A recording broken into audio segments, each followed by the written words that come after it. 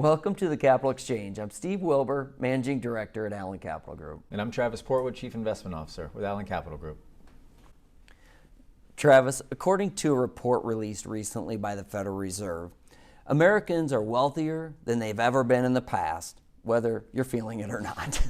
The U.S. household net worths, including nonprofits, has hit an all-time high at $146.7 trillion. Big number.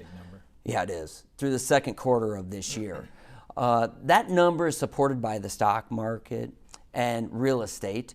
Corporate equity values make up $47 trillion of household balance sheets, and real estate has expanded to $38.4 trillion. The number that was most surprising to me, though, that sits on the balance sheet was the cash. It's $17 trillion.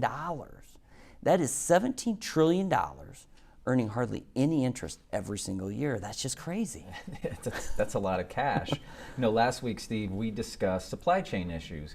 Companies can't get their products produced or they can't get them shipped to U.S. consumers who are eager to spend right now. I mean, you're waiting on a generator, right? From last week, exactly. So that's cash in your pocket. Then you've got reports coming out of the major credit card companies and banks that travel and leisure spending is down, at least temporarily, due to the Delta variant of COVID. So that's cash in your pocket. And now all of this cash on consumer balance sheets is going to eventually seek out a better return than the paltry yields you talked about earlier. And some of this cash is going to be directed into the stock market. And so far, that enormous cash sponge has been able to absorb market volatility in recent months. You're right, Travis. And a matter of fact, the S&P hasn't experienced a 5% drawdown since November of last year. There's not many times in my career or our career that we have seen so little volatility for so long, is there? No, and we've been doing it a while. Yeah. So, I mean, the continued serene market environment definitely isn't the norm. At some point in the future, volatility will rear its ugly head again. Now, the timing or the catalyst of that future volatility are always unknown.